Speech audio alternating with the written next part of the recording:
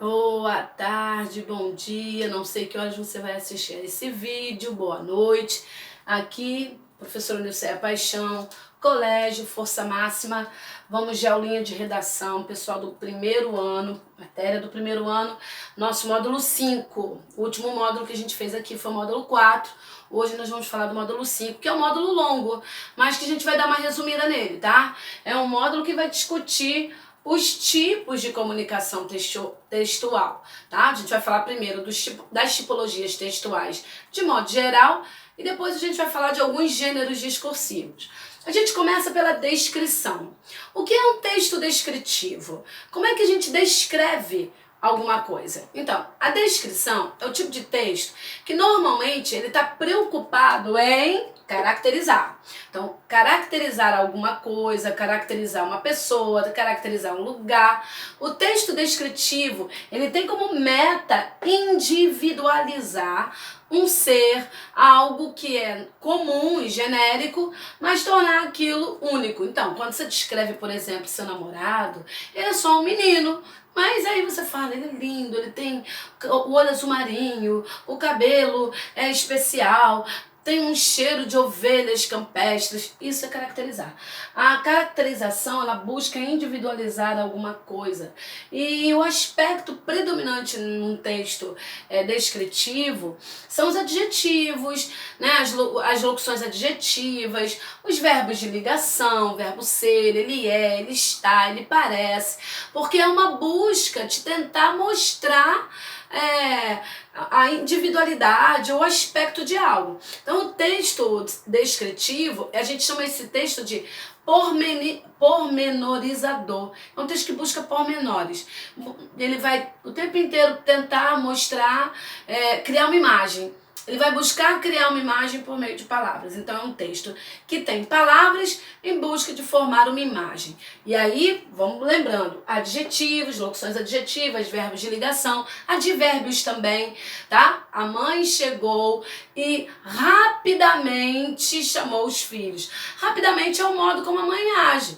Isso quer dizer que eu posso também ter numa descrição elementos adverbiais, eu posso ter verbos também para descrever como a pessoa age. Ao invés de descrever como ela é, eu descrever como essa pessoa atua, qual é o comportamento dela. Então existem basicamente dois tipos de descrição: a subjetiva e a objetiva.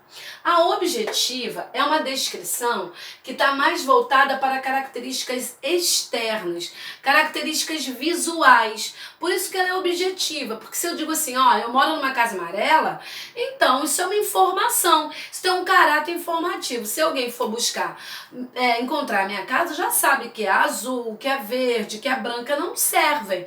Então a descrição objetiva, ela tem uma característica informativa.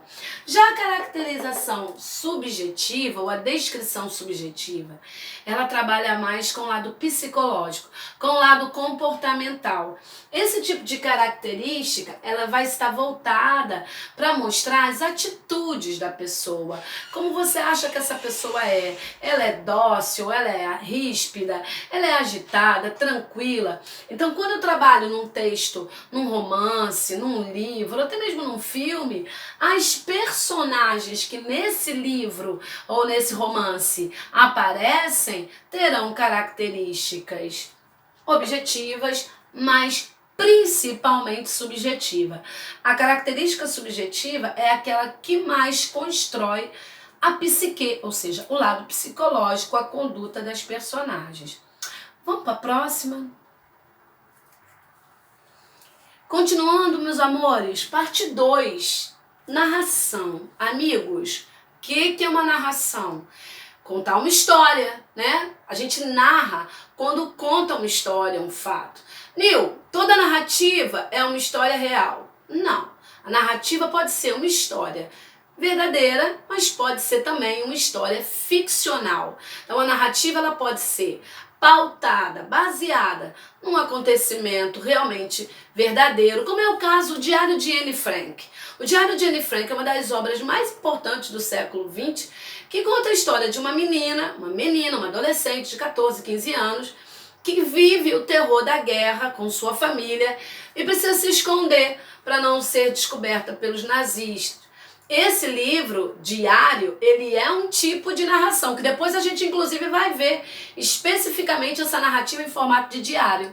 Né? Por quê? Porque ela conta fatos que realmente ela viveu. Mas as narrativas podem ser ficcionais também. Você tem grandes romances, como Ensaio sobre a Cegueira, inclusive que relata a história de uma epidemia que a sociedade está vivendo e que precisa se confinar. Nada parecido com a realidade, né? Então, quem lê sempre vai estar mais adiante.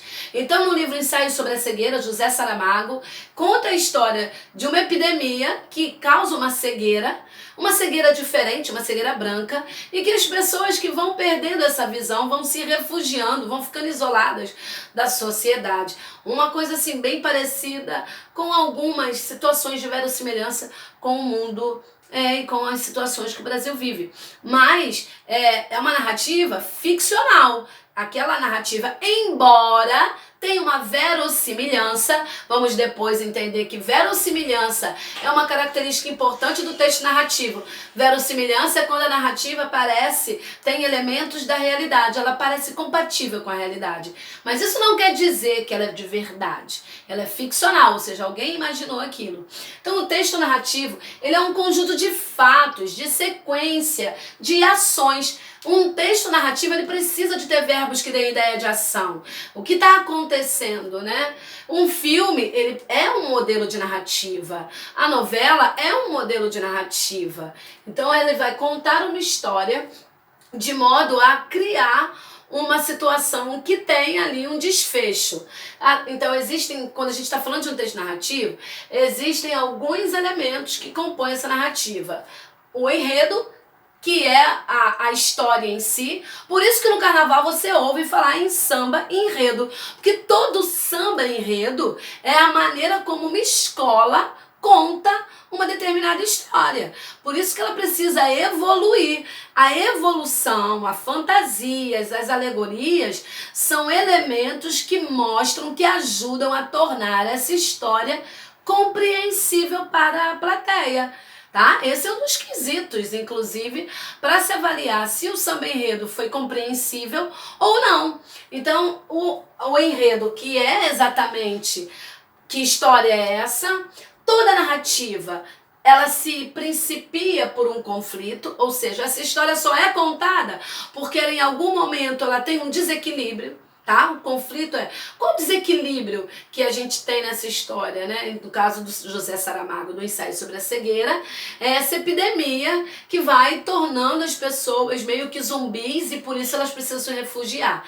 É lógico que durante a história você terá outros elementos para criar aí uma reflexão sobre a sociedade, sobre os sentimentos dos homens, os mais mesquinhos e aqueles também que são mais solidários. Mas esse é o conflito central. As personagens com quem essa história acontece, lugar. E aí, claro que dentro das personagens você vai ter o protagonista, o antagonista, o personagem secundário, porque depois nós vamos falar especificamente de cada elemento da narração. O lugar em que espaço isso acontece, o tempo é quando? Isso é no passado, isso é no futuro, isso acontece durante a Segunda Guerra Mundial, isso acontece em que momento? Essas personagens vivem numa outra dimensão, né? E o desfecho, que é a maneira como essa história se organiza em caminho final, que nem sempre é feliz. À medida que esse enredo vai ficando mais complicado e vai se aproximando de uma situação de desfecho, nós chamamos isso de clímax. Clímax é o momento máximo de tensão que um filme, que uma novela, que uma narrativa precisa ter. Aí tem uma observação que eu achei muito pertinente para colocar aqui pra gente. A gente falou de descrição ainda agora. E é difícil a gente ter um texto que seja apenas descritivo. Na maior parte das vezes, a descrição é um elemento que está dentro de um outro tipo de texto. Ou seja, Em textos narrativos, a descrição está ali. Então a gente tem dentro do texto narrativo sequências descritivas. Ele vai descrever aquele lugar, ele vai descrever aquela personagem, vai descrever a maneira como essas personagens se relacionam.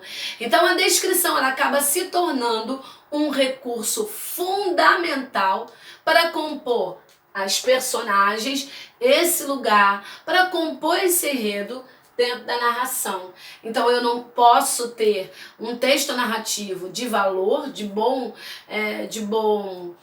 resultado, sem conter dentro desse texto a descrição. Tá? Então você vai conseguir encontrar os dois elementos juntos. Beleza? Vamos para o terceiro tipo. Chegamos ao terceiro tipo de texto e ele é muito importante, que é o texto dissertativo ou a famosa dissertação. Esse tipo de texto aqui, a gente vai falar um pouco melhor dele no segundo ano.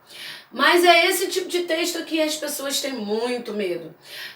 A dissertação ela é uma composição na qual se discute um tema social, algo que é um problema coletivo. Então, todo texto dissertativo, ele é, na verdade, a apresentação de uma temática, de um problema social, e ele vai se caracterizar pela análise desse problema. Normalmente, o texto dissertativo, ele se preocupa com a questão informativa e defender uma opinião. Essa dissertação, ela apresenta algumas características. Então, é muito importante que eu entenda. Na descrição, o mais importante é a caracterização que eu faço. É buscar traduzir uma imagem por meio de palavras.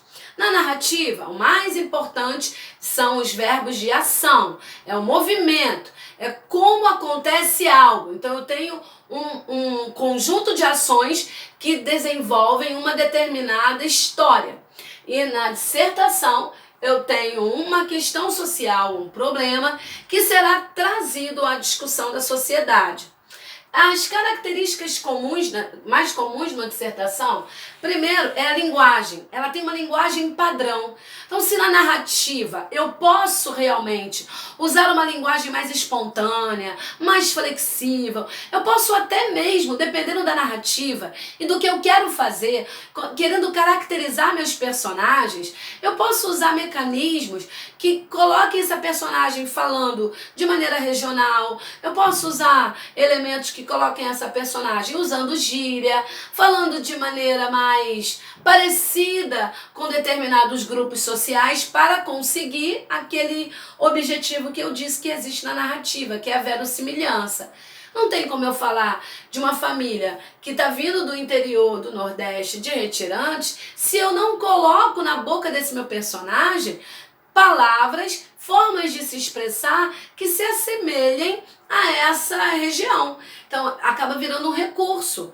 Mas na dissertação eu não posso ter esse recurso. Então, o predomínio de um texto dissertativo é a linguagem padrão, ou seja, a linguagem a partir de uma visão mais gramatical, mais dentro das normas. Isso não quer dizer que você precisa falar difícil. Aliás, muitas vezes o falar difícil acaba afastando o indivíduo de um bom texto, mas precisa estar preocupado ali com as regras e com não cometer nenhum erro gramatical. O predomínio do verbo no presente do indicativo. Uma característica muito importante de texto narrativo é que ele está discutindo alguma coisa muito atual. Então, o predomínio do verbo no presente do indicativo, e esse presente do indicativo tem um valor atemporal. Mais ou menos assim, ó.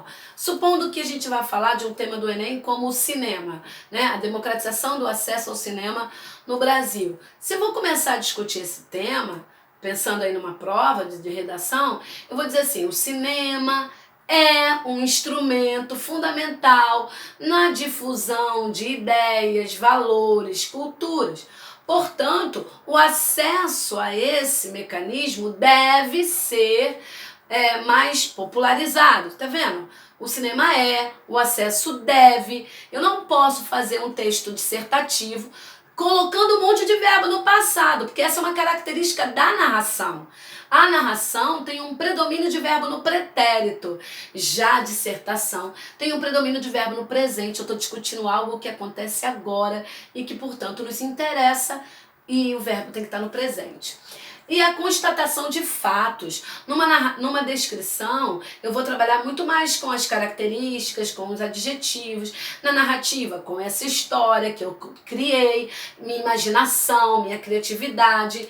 E na dissertação eu vou trabalhar com fatos, com áreas de conhecimento, eu vou trazer provas concretas, coisas que são verdadeiras, informativas, para que aquele ponto de vista que eu estou defendendo seja considerado válido. Então, se eu, por exemplo, digo que o acesso ao cinema no Brasil, ele é muito restrito em função do valor econômico, do custo econômico que ele representa, principalmente para famílias de classes sociais C e D, isso é uma informação relevante, isso é uma verdade. Então, a redação, no caso, quando ela é dissertativa, ela depende do quanto você sabe sobre aquele determinado tema. Um outro ponto é que a dissertação pode ser expositiva, ou ela pode ser argumentativa. Uma dissertação é expositiva quando ela simplesmente, ela não precisa provar nada. Como assim ela não precisa provar? Então, eu estou mais preocupada em expor o fato. Aquele fato ali não sugere nenhuma concordância ou discordância. Por exemplo, eu sou um cientista e descobri um novo remédio, uma vacina nova, mais eficaz, sei lá, para um determinado tipo de doença. Então, eu trago essa informação para a sociedade, eu faço um texto dissertativo, porque eu estou discutindo um tema social, mas expondo. Não se trata de concordar ou discordar, eu estou tentando informar a sociedade. Um professor de história que faça uma exposição de um determinado período histórico ou de uma civilização. Mesmo que ele dê, em alguns momentos, um enfoque maior em uma situação ou em outra, o professor está muito mais discutindo ou trazendo para a turma fatos e informações sobre aquele período. Ele não está ali preocupado em defender a opinião dele. Então, essa é uma característica da dissertação expositiva. Ela expõe um fato, conta esse fato, trazendo informação, mas a gente não tem como concordar ou discordar. Já a argumentativa, que é essa que o vestibular nos cobra, é exatamente essa em que eu preciso me posicionar, apresentar a minha opinião sobre aquele problema, discutindo como eu acho aquele problema pertinente, dependendo da redação, que tipo de solução eu posso sugerir para aquilo.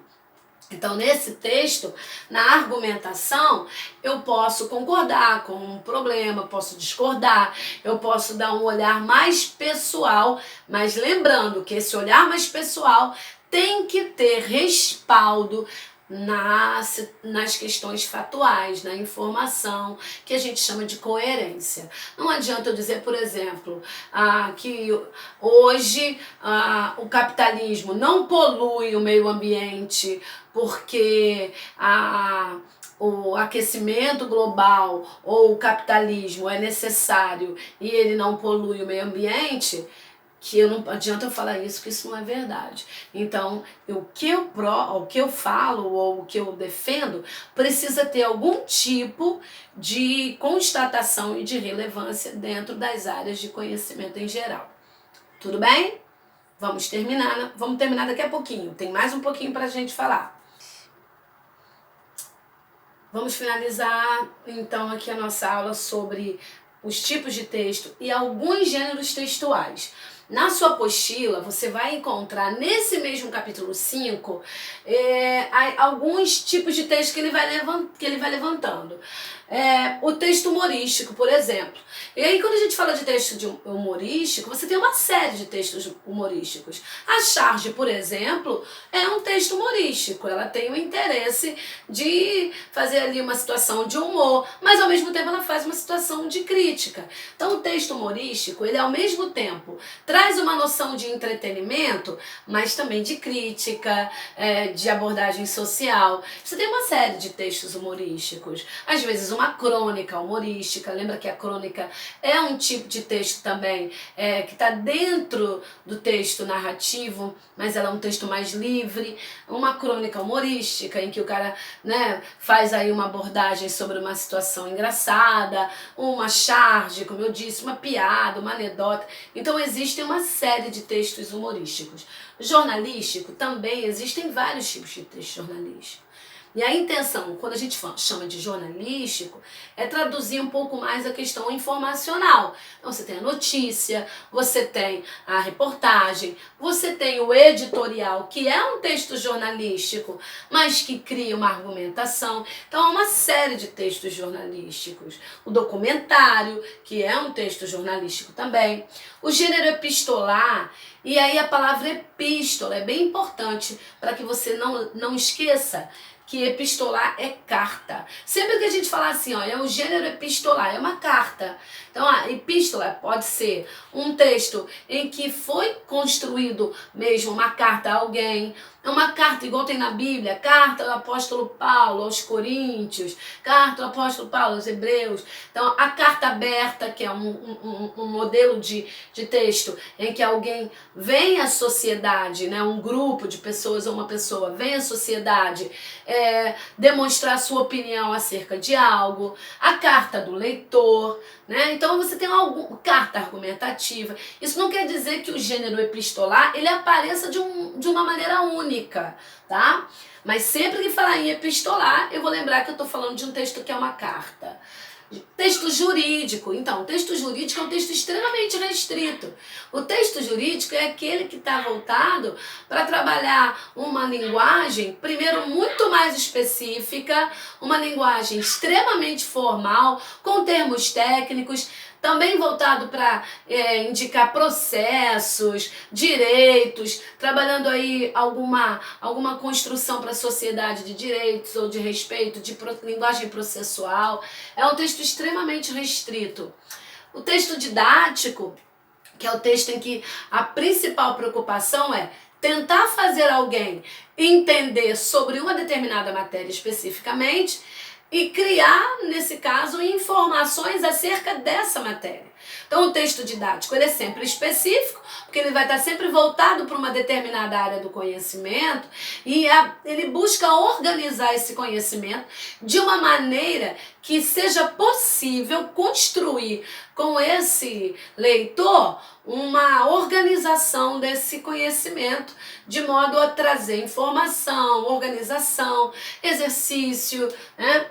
O texto literário quando a gente fala em texto literário, primeiro a gente tem que entender que há textos literários e não literários. Então nem todo texto é literário, é claro, porque a preocupação do texto literário não é nos informar.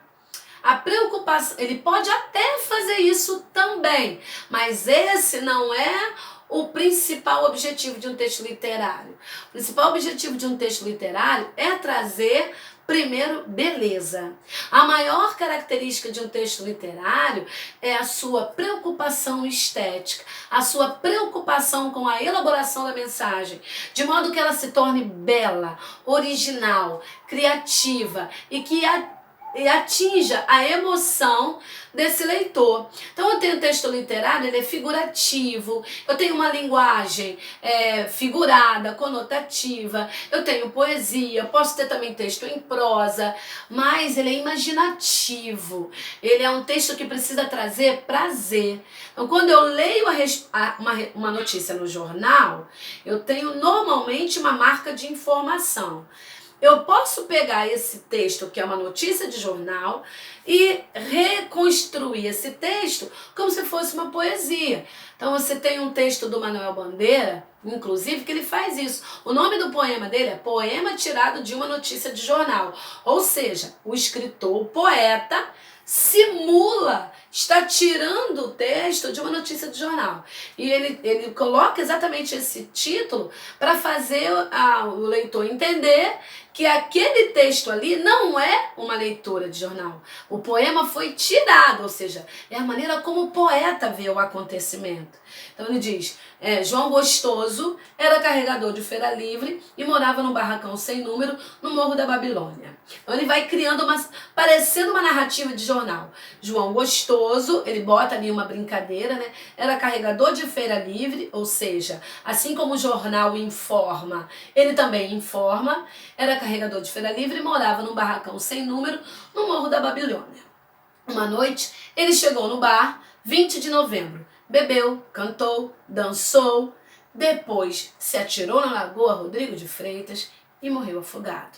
Então, ao longo do texto, parece que está contando uma história corriqueira. E é daí o Manuel Bandeira tira mesmo, faz a poesia parecido com a vida de um monte de gente que decide acabar com a própria vida. Então, a maneira como Manuel Bandeira constrói essa poesia tem uma intenção de fazer com que o leitor observe muitas vezes a frieza, como isso se torna comum na maneira como a gente lê os jornais. Então, o texto literário, ele busca criar uma sensação tanto de prazer quanto de reflexão, de como o poeta ou o escritor vê aquilo. Não tem um compromisso com a verdade.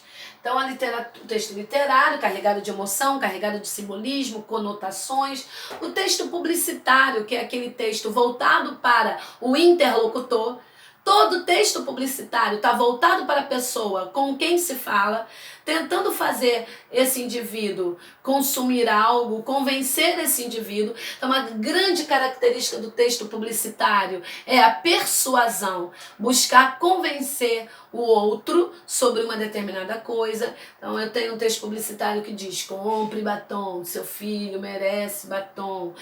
O mundo recebe melhor quem dirige, sei lá, um Toyota. Ou seja, você precisa dirigir um Toyota. Então, a ideia é que o texto publicitário, ele precisa alcançar esse público-alvo e, para isso, ele vai usar alguns recursos, né? Vai usar verbo no imperativo, vai usar o vocativo, vai criar alguns elementos para criar essa afinidade entre quem está mandando a mensagem, que no caso é essa marca, e quem é o consumidor.